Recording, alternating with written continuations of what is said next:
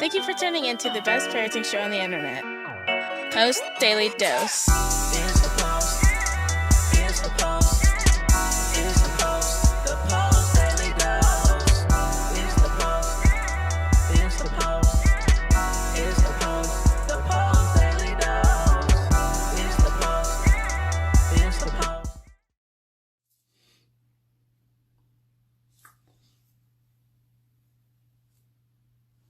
Good evening, Facebook family. Welcome to another episode of Post Daily Dose with me, your trusted parenting advisor, faithful guide and servant on the healing journey.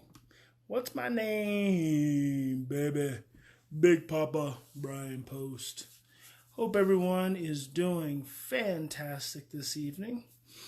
I am tired because I have spent the day with a beautiful family. Hi, Lisa. Good evening. And when I spend time with families, it is usually very emotionally intense.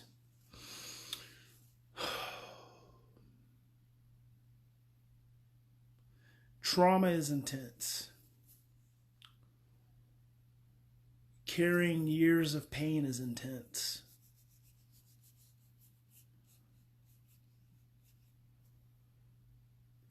Feeling the pain that a child, and I was working with a teenager today, so this young lady, very, very, very courageous, very, very bold, strong, 16-year-old. She's turning 16 on Sunday, and so I had the privilege to spend the day working with her and her family. It never ceases to amaze me. The resilience. Bruce Perry once said that children they're not just resilient, they're malleable, meaning we can shape and mold them. But I'll say that this child is resilient. She has continued to recover time and time again from devastating levels of traumatic experiences that have occurred in her life. Hey, Brenda. Brenda's tired too. I'm tired, Brenda. Hey, Ashley. Any advice on how to convince an 18-year-old to commit to deep emotional work now that they are off on their own? I'm going to say relationship. Just being in relationship. It's not really a matter of convincing them so much as it is a matter of being in relationship. And so I've said this to you guys before, I don't work with kids by themselves. I always work with families. I always start with the parents. And the only time I'm willing to work with a child one-on-one is when they're a teenager, because I feel like they have more self-control. They have more insights. They're closer to adulthood, and therefore they have a voice. And sometimes it's appropriate to work one-on-one, and that's what I did today with the 16-year-old for a while before we brought her mom back in.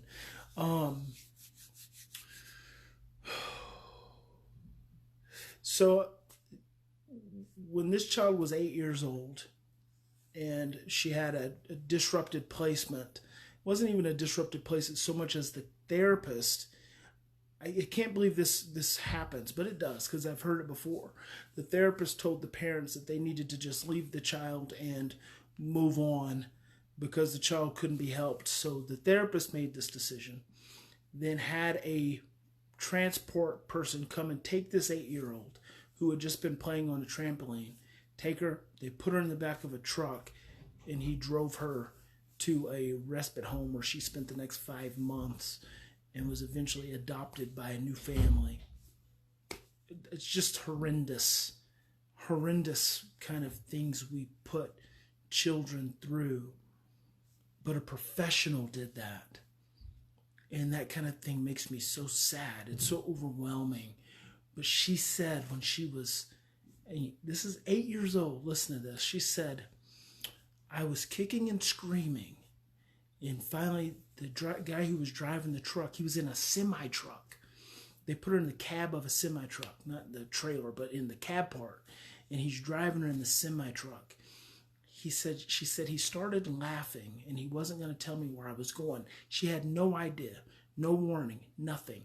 She goes from being with a family who had adopted her, where she'd been for the last 4 years, to literally put in the back of a vehicle and driven into the night to a new home, a respite home, where they do boot camp kind of stuff, because they had to teach her how to appreciate her family.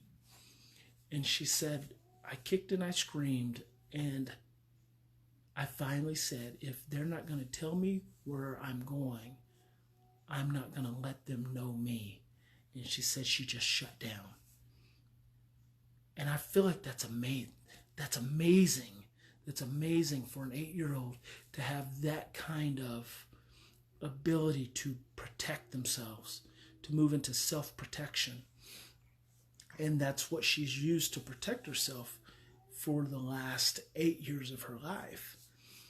And so today she made the first steps towards letting that 8 years go that have defined her. And it's just so intense, and it is exhausting. Deep emotional work is exhausting. But it's been such a privilege to spend time with this family, and such an honor to see this teenager who started out, just like, I'm not doing nothing, I'm not doing any work, to opening up and into this place of where she wants to feel better, not for making everyone else feel good, but for feeling good for herself. And she has an amazing voice to boot. So I think one day we could see her on a stage somewhere touching people's lives. That would be very cool. But so it's been a pretty exhausting day. I'm pretty tired.